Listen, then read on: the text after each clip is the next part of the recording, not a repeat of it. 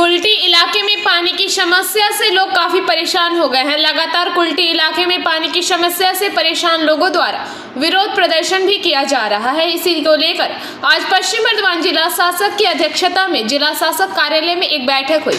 इस बैठक में आसनसोल नगर निगम के मेयर विधान उपाध्याय और कुल्टी के पूर्व विधायक उज्जवल चटर्जी, कुल्टी इलाके के कुछ लोगों के प्रतिनिधि, सेल आईएसपी के अधिकारी और डीवीसी के अधिकारी उपस्थित थे। यहाँ पर कुल्टी क्षेत्र में पानी की समस्या को लेकर विस्तार से चर्चा हुई और किस तरह से पानी की समस्या को दूर किया जा सके, इस पर विचार विमर्श किया गया। इसे लेकर पत्रकारों से बात करते हुए मेयर विधान उपाध्याय ने कहा कि तो मीटिंग আপনারা সবাই মিলে বসলেন এবং এলাকার মানুষ বারবারই পথে নামছে জলের জন্য, কারণ গরমের আসার আগেই জলের একদম অসুবিধার মুখে পড়ে গেছে কুল্টির মানুষেরা। এই ব্যাপারটা আপনার আজকে তো মিটিংয়ে কি সিদ্ধান্ত এলেন দাদা? আপনার কুল্টির যেখানে ইস্কো বা সেল যেটাতে জলটা দেয়, যে এলাকাটাতে জল দেয়, ডিস্টার্বটা সেই এলাকাটাতে রয়েছে এবং সেই কারণে মানুষ যে আমাদেরকে অভিযোগ করেছিল, কর্পোরেশনে অভিযোগ করার পর আমরা ডিএম সাহেবের সাথে কথা বলে মিটিংটা ডাকতে বলেছিলাম।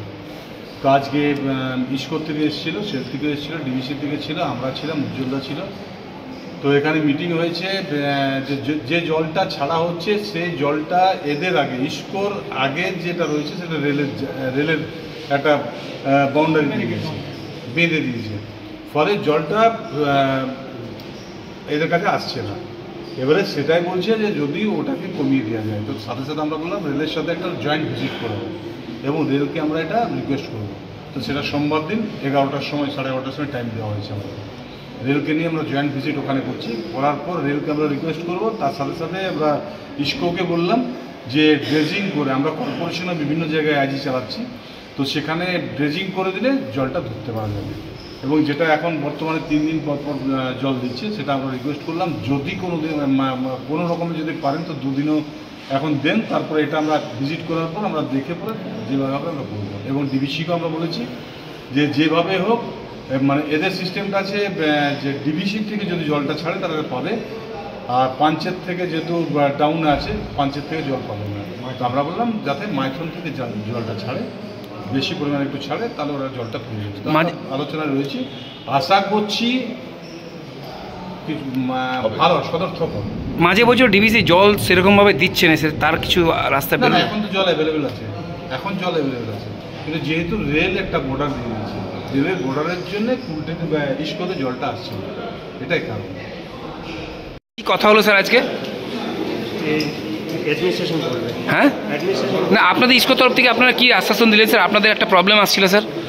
মানডে সবাই যাবে পাম্প হাউসে, ওখানে ডিসকাশন হবে কীভাবে ইমপ্রুভ করা যায়, হেল্প করা যায়, সেটা দেখে তারপরে ফাইনাল ডিসিশন হবে। ঠিক আছে sir, okay, thank you sir. কি সিদ্ধান্ত পেলেন ইস্কো বা ডিবিসির কাছ থেকে কিছু পেলেন? ডিবিসি, ইস্কো, ডিবিসি এবং আমাদের সকলের কর্পোরেশন সকলে মিলে আলোচনা হয়েছে। আলোচনা ডিএম সাহেব অনেক রকম বলেছেন, ভালো সেটা, কিন্তু সেগুলো সব সময় হিসাবে। আপনারা কি চাইছেন? আমরা চাইছি জল এই মুহূর্তে যে কোয়ার্টারগুলো আছে, ঘরগুলো আছে, সেখানে জল দেওয়া হবে, যেখানে ইস্কো আগে জল দিচ্ছে, এইটা আমরা চাই। সেটা কি মানে কিছু রাস্তায় এলো? এই জল ছাড়লে হবে, ও জল ছাড়লে হবে, এই চলছে। লাস্ট অব্দি তাহলে কি মানুষ কি জল পাবে নাকি মিটিং একটা জয়েন্ট ডিসকাশন হবে। রেল নাকি কোথায় অবরোধ করে দিয়েছে সেইটা দেখতে হবে, রেলকে বলবে এটা কমাবার জন্য যে হাইটা করেছে, তাহলে স্কুল ছাপা দিতে পারবে। ইস্কো তো বারবারই বলছে ডিবিসি দিচ্ছে না, ভাই কথাই চলছে বারবার, 2-3 মাস ধরে কথাই আছে, সে সতর্ক কিছু হলো?